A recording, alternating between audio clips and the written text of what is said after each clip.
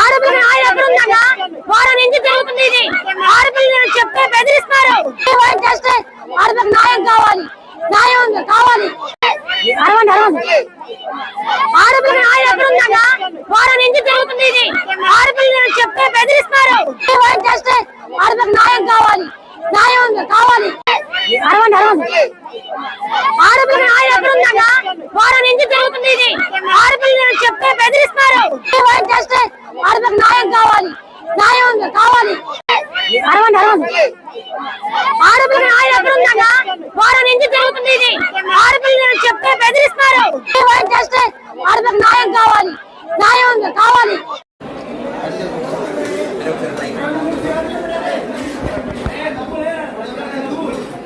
ఏం పేరు నీ పేరు?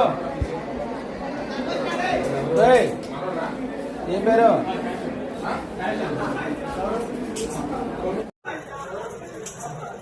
ఏం పేరు రా?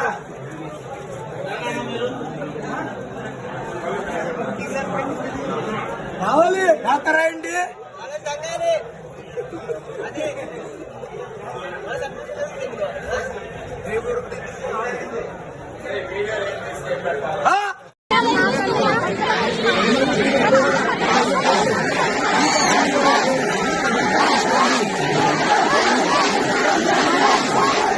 ఉంటాయంటే మరి ఎవరు కూడా అటువంటి సాహసం చేయడానికి అవకాశం లేకుండా ఉంటాయని నేను తెలియజేస్తా ఉన్నాను.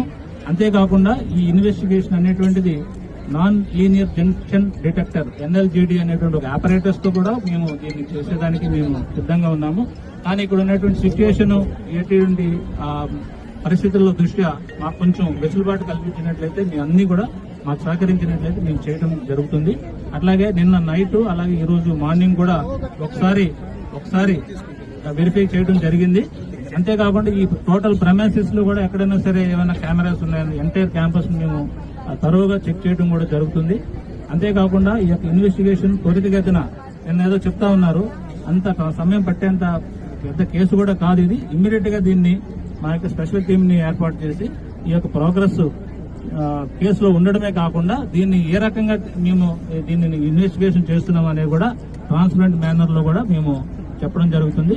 మీలో ఎవరైనా సరే మేము స్వయంగా ఈ యొక్క హిడెన్ కెమెరా గానీ లేదా దీన్ని చూసాము అని అంటే ఇప్పుడే స్వయంగా ముందుకు రావచ్చు. నేను అది చూశాను అని అంటే మాత్రం మీకు అది చెప్పండి, మేము అంత నోట్ చేసుకుంటాము.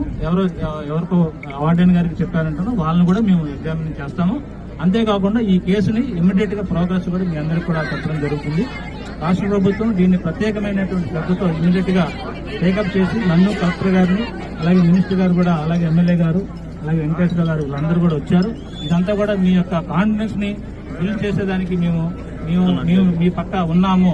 ఏదన్నా అన్యాయం జరిగితే మీ అందరూ కూడా న్యాయం జరిగేదానికోసం మేము ఇక్కడ ఉన్నాము. నాకు కూడా ఆడపిల్లలే, ఈ వయసు ఉన్న వాళ్ళే, కాబట్టి మీరేమీ సందేహపడద్దు. నేను ఎట్లా రియాక్ట్ అవుతానో ఇక్కడికి వచ్చినటువంటి వీళ్ళందరికీ తెలుసు.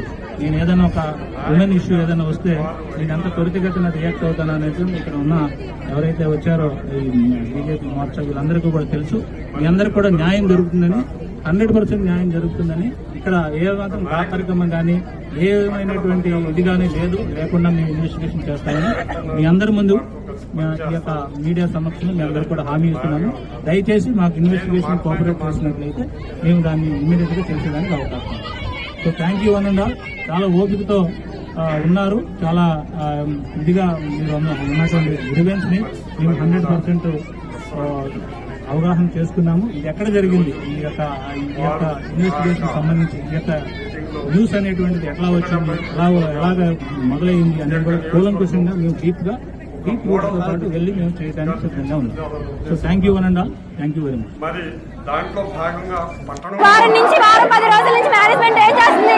మేము నిన్న 5 గంటలకి కంప్లైంట్ ఇస్తే కానీ ఇంకా మాకు తెలియదు అంటున్నారు. ఏంటి రాత్రికి ఎలా ప్రూవ్ చేస్తారు ఫేక్ న్యూస్ అని?